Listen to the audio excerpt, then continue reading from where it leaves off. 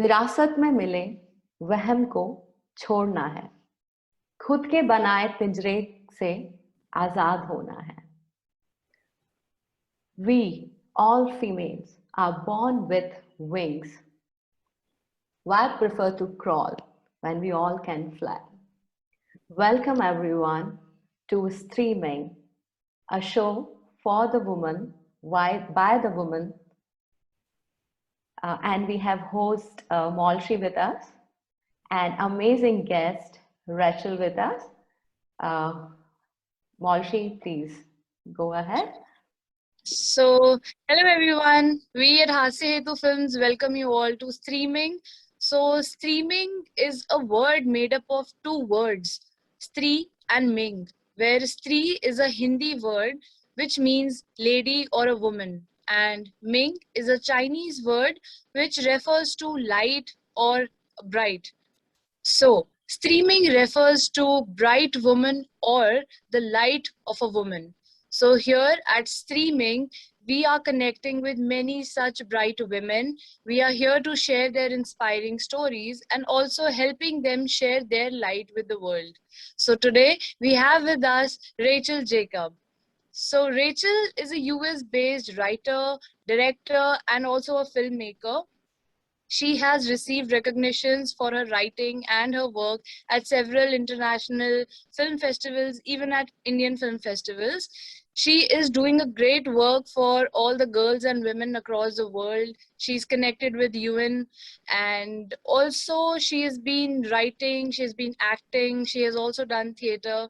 So it's really great to have you with us, Rachel. We welcome you again. Thank you so much for joining us today. Hello, thank you. Thank you for having me on the show. I'm so excited. So, Rachel, you are filled with a lot of talents. So I am really interested to know about your journey, like how you became a writer, then director, then producer. Like, how was this process? Well, I think I'm still growing into it for sure. But I started out, my dad, my father, and his side of the family is in the film industry, and so I kind of grew up around it. And when I got old, I wasn't very interested for a long time. When I got older, I was like, well, maybe I'll check it out. So I did. I started just as a production assistant in the AD department, or the assistant director department, and I learned a lot. That's where I learned like almost all of it. And I had some great mentors in that world, and I did that for many years, learning all different types of positions on film sets, movies, TV shows that would shoot in the South because of the tax incentives here. And then I did some casting as well. I worked in the casting world for a little bit and sort of learned some of those ropes. And then as time went on, I started kind of growing into the ability to tell my own stories. Like I that's been a pretty long process for me, like of learning and growing of how to tell the stories that I know are inside me. It's been a very long process of like learning how to get that out in the way that I see it in my head. Yeah, I started doing my own films when I was like 18, but they were like terrible. They were horrible. And I don't know, I just kept trying and kept making them over the years. And I would take breaks, from it here and there. But always learning and always growing from each experience. And now the past few years, I think I've really started to hit my stride and be able to, I don't know, just sort of finding my footing, if you will. So yeah, it's been a pretty, I've been in the industry on and off for about 12 years. So yeah, that's how I got it. That's how I got in. Wow. So, like it was such courageous of you to start doing this at such young age. Right. And I think it matters that you started doing it because you really wanted to do it. So that matters a lot. Okay, so Rachel, in India, there is this preconceived notion by these girls and all the women. They think that women outside India, they are more free and they have like more freedom of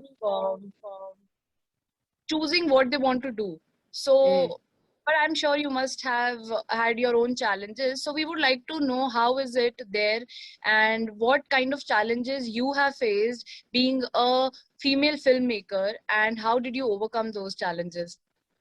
Well, I'm still, I think, still working through them, Um, I would definitely say like, um, it's easy to want to do this and to choose to do it, but then actually doing it is the very hard part. Um, Especially when I first got started, it was a much more male dominated world, and you had to be a certain way, um, or you couldn't act a certain way, like if you wanted to get anywhere. And I don't know, I never fell into, I just couldn't deal with that type of behavior. And there were some weird situations that I found myself in when I was just starting out, and I'd like didn't know what to do, so I would just like leave, like, or get out of the situation as fast as I could. But now I think with like this shift in culture, especially here, there's a lot more opportunity for women all over the place, or I hope, than there has been in the past, especially in the film industry. But it's still not easy. It's like there still needs to be more doors that open. And because some people have asked me this question before too, about like what's it like being a woman in the film industry and all of these things. And one thing I always want to make sure that I say is that it's not about taking opportunity away from men, or like taking things away. It's about making more opportunities for women, for people from other places, from people from other countries. Like, there are just more stories to tell. And it's like, Hollywood keeps hiring the same 12 men over and over and over and over again. And I love the stories from those 12 guys, and I don't want them to stop making movies, but I want other people to be able to make movies, you know what I mean? And to tell stories, and like more than just those 12 guys, So, and I think that little by little, that's starting to grow. So that's what I would say is like, yeah, everywhere has its challenges, but you just gotta go for it. If there's no door, make a door. And like, I'm still learning, like, there's like, I've kind of come through a few doors that I didn't know how to get through. And now that I've come through those doors, I'm hitting a wall and I don't know how to get through this wall. So I'm trying to figure out how to build a door. That's where I'm at right now. So like, I'm with all the women out there who like are like, don't necessarily know like what to do, or how to choose something that they want, or how to get into an open doorway. Make your own door, whatever that means, whether it's in film, whether it's in a STEM field, whether it's whatever you want. Learn how to make a door, like be the door for other people. And I mean, it's a very hard thing to say, and I'm still figuring it out myself, how to be the door, how to make the door. But I'm trying, chipping away little by little, building little by little. And that's my goal, is to build the next door and get through it so that I can get to the next one. Such a inspiring words you have told, like make your own door.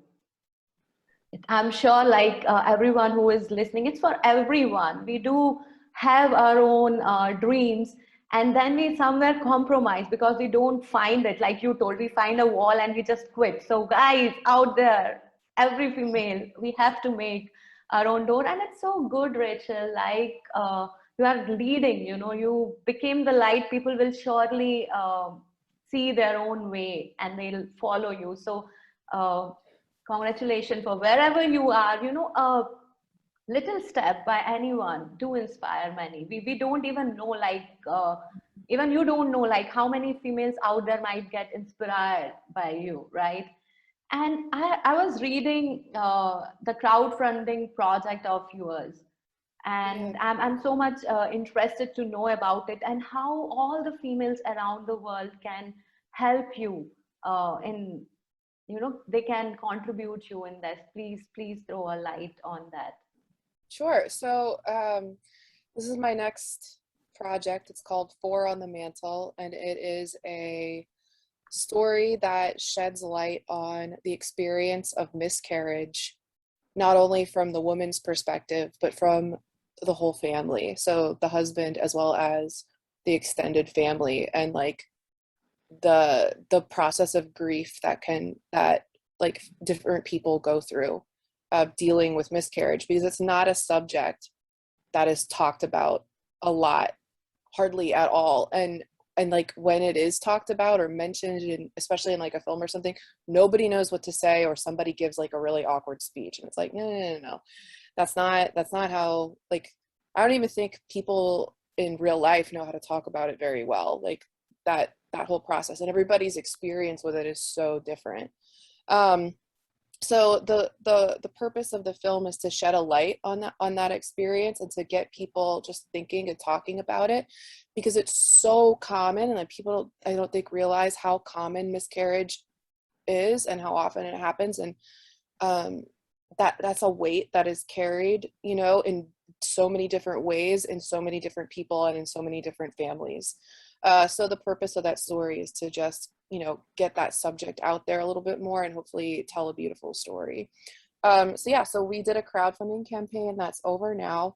But if you want to support the film, you can go to Fantasia Urban Philosophy. The link is in my bio on Instagram, and buy a t-shirt or a sweatshirt, and that'll help support the film, and you get some cool merch when you do that. And then another way is we have a campaign that it's sort of part of the campaign is that we're doing this in memoriam section in the credits, and anyone, no matter who you are, no matter where in the world you are, you can send in a name of, if it's, it's I guess it depends on your situation, but if you've lost a child to miscarriage, or if you know of a family member who has, or a friend, and it's only if it would help them. Some people I don't think would want to do this, but some have, and I think they've shared their stories with us, and it's been really, really beautiful, that they can submit the name of the baby or your family name, and we're going to put it in our in memoriam section in the credits, and it's absolutely free.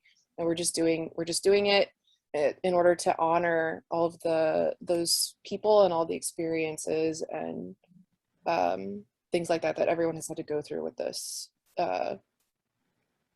with miscarriage. So that information, I guess I'll send you guys that information so you can put it with this video. But it's also on my link tree. So yeah.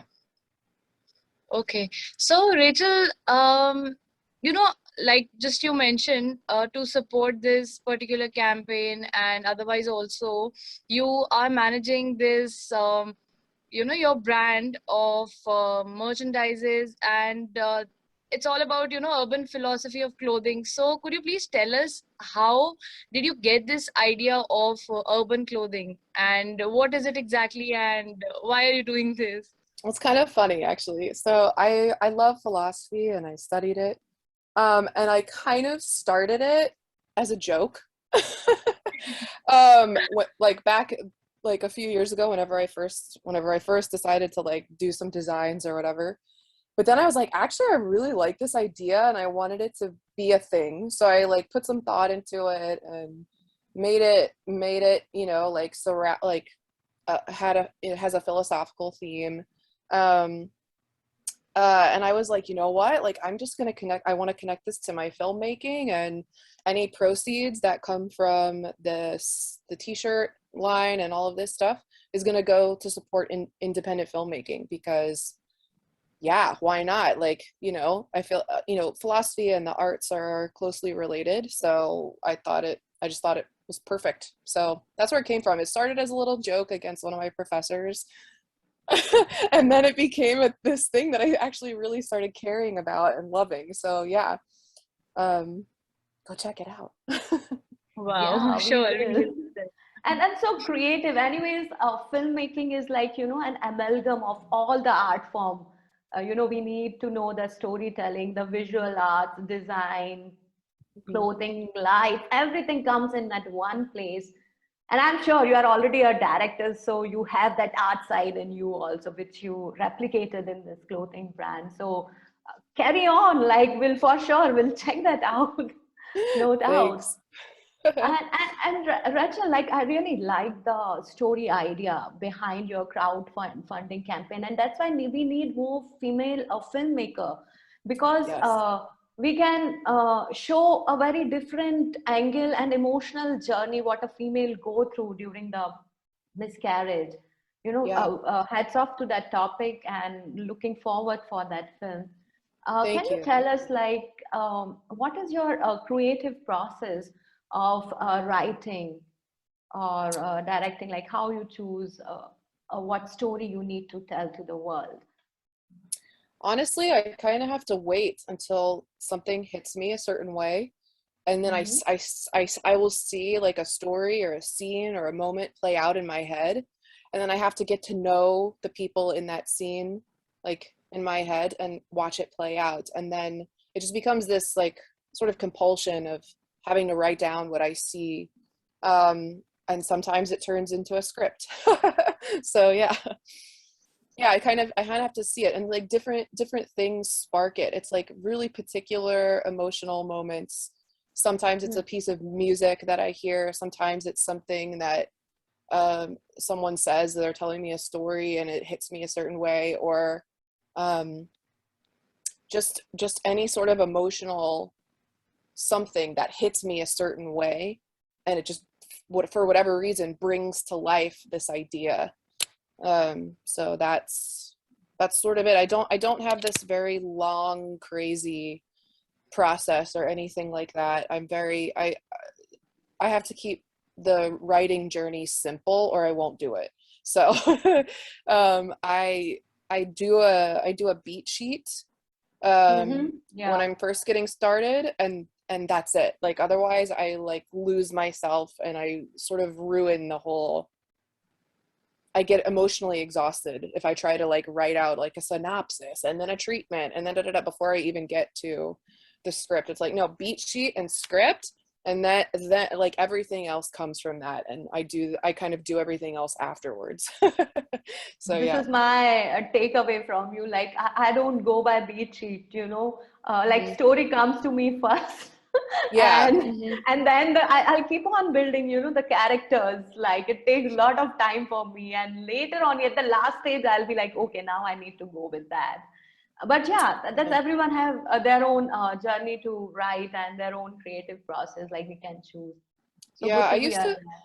yeah, I used to think that you know, because I studied screenwriting and like a few other things, and I know I've always heard of these writers who are like, oh no, you have to do like character backgrounds, you have to write, you have to do a timeline, you have to do all these things before you even touch the script, you have to do all this preparation, and that would always just like turn me off, and I would be like, I can't do that, or like it would just weigh on me, and I hated that. And then finally um through YouTube, like just hearing different writers speak on different subjects and hearing more people and their process, and it is so different. It just really freed me up. And people are like, no, I write the script first, or like, oh no, I just need to do this first, or I need to do that first, or like all the prep comes later, and like everyone has their different process. Really freed me up, so that I was like, oh, okay, like I'm not like doing something wrong, like if I don't do all of this first, so that helped me a lot to just know that there's no like really right way to do it. It's whatever works best for you. Right. Hmm. I agree. There are no rules. It's just what comes in your heart. You need to do it. Yeah. So good to hear from you that. Yeah. Yeah, and adding on to that, Rachel, as you said, you cannot be wrong. So you realize that yes, you were not wrong. And I feel that creative process is like that. And creativity stands out when you are just being yourself, and you just follow what's there in your heart. Hmm. I think that's when you stand as a different person and your creativity stands out. So Totally. That's a takeaway for all of us who think that, we just keep having this at the back of the mind. Maybe I'm going wrong. Maybe this might not work. Maybe people will not like. But it's just, we should just follow our heart and just do it. Yeah, Maybe some people will not like it, but some will. exactly. Exactly. Not everybody's gonna like it. And once you like let go of that, like once you're okay with that, then you're free and you can like do things. Yes. Yeah. So yeah, I think at the end it matters that you be free. So that is very important for people to realize. Yeah. Okay. So Rachel, moving on to next thing, we would like to know. So you went to the UN and you got connected with girls from different parts of the world. And could you please tell us something about that and how you've been supporting girls and women from other parts of the world as well? Sure. So I've had the honor and privilege of attending the UN's Commission on the Status of Women for a couple of years. Not in the past like 2 years because of the virus, but before that, before everything that happened in 2020, I was able to go with some high school and college age young women for a couple of. I've been to two of them, two or three, two. I've been to two of the UN's Commission on the Status of Women. They're 2 weeks long each. Well, not each, but every year they're 2 weeks long. And we would take these groups of students from all over the country and all over the world, really.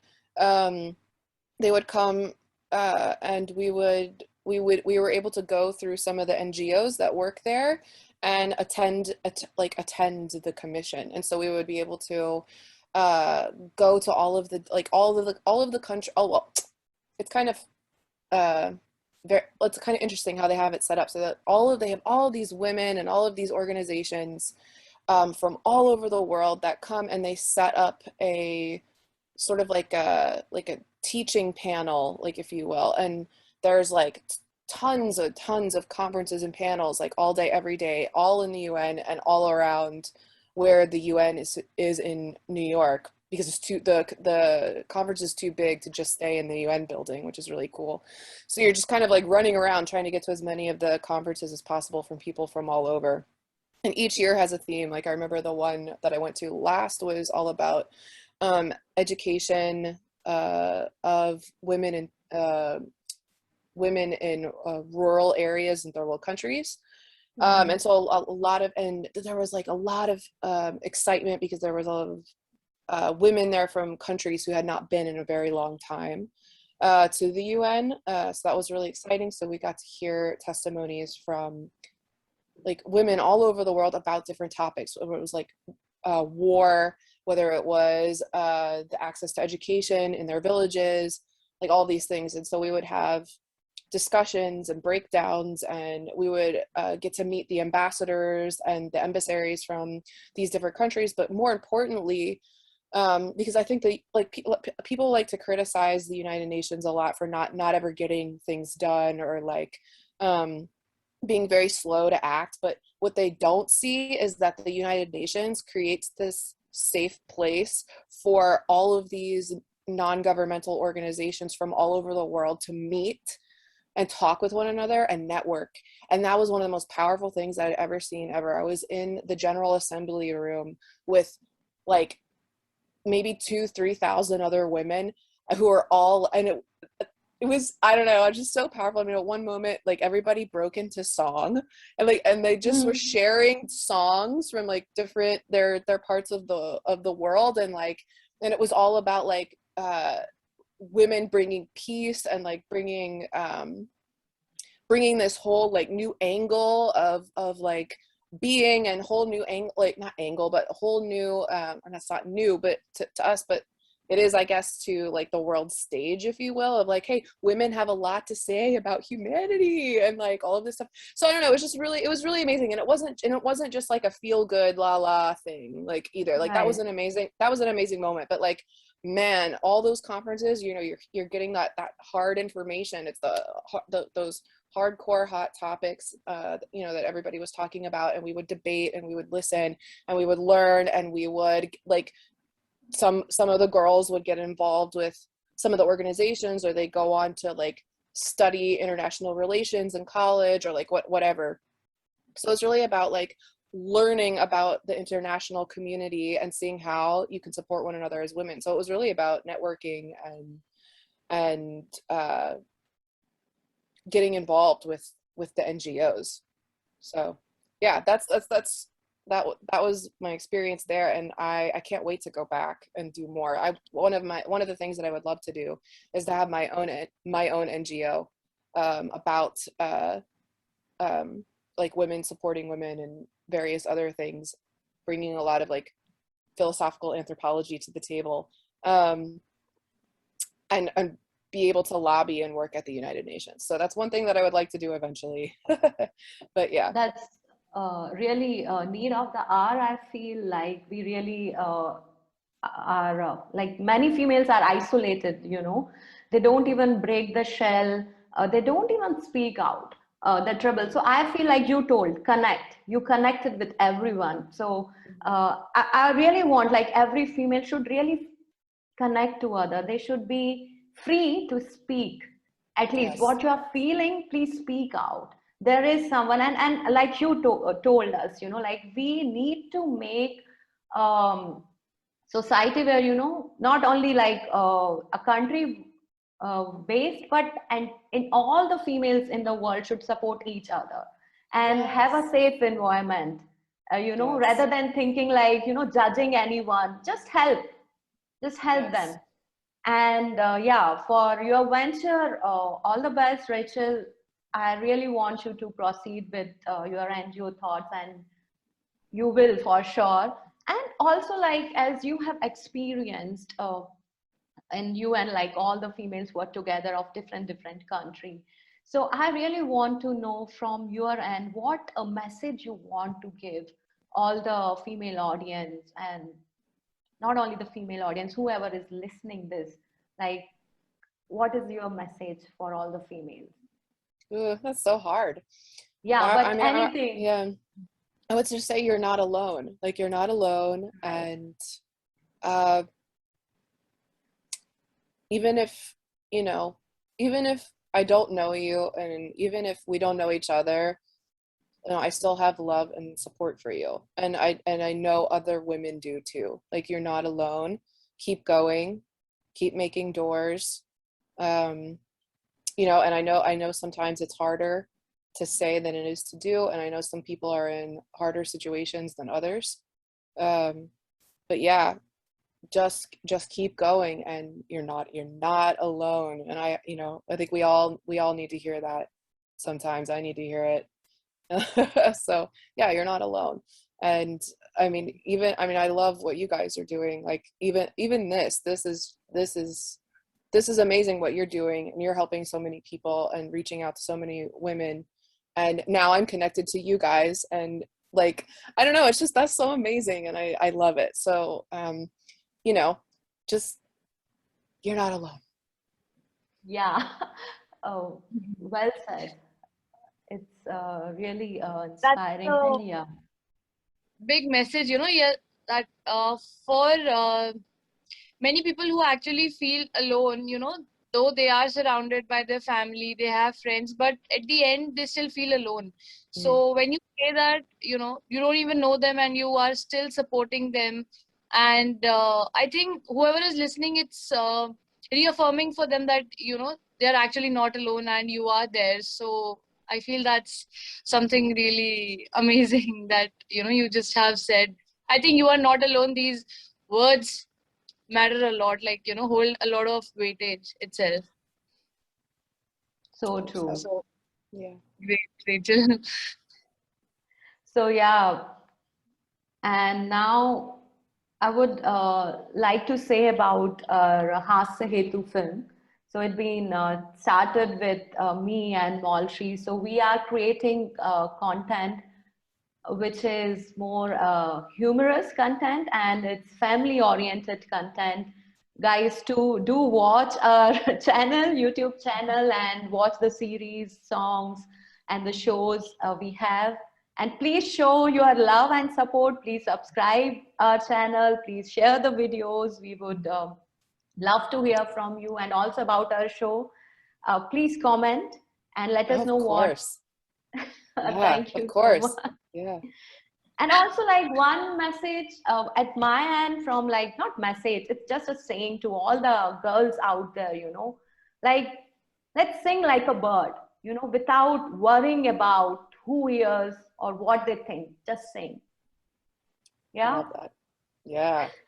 And Rachel, thank you so much for being with us. It's our privilege to have you, and maybe we'll get you again on the board. I would Yeah. love that. Yeah, I would love that. Thank you so much for having me. You guys are amazing. I loved this. I love And your also, energy. Yeah. Yeah. thank you so much. Same Thank feeling. you so much. And all Yeah. the females out there, please comment, share, subscribe. Just come out and speak out. We are free to speak. Don't bound yourself. Cool. Thank you so much. Bye-bye, guys. Thank you, See Rachel. you. Looking forward Thank to you. connect with you again. Thank you. Yeah. Bye bye. Bye.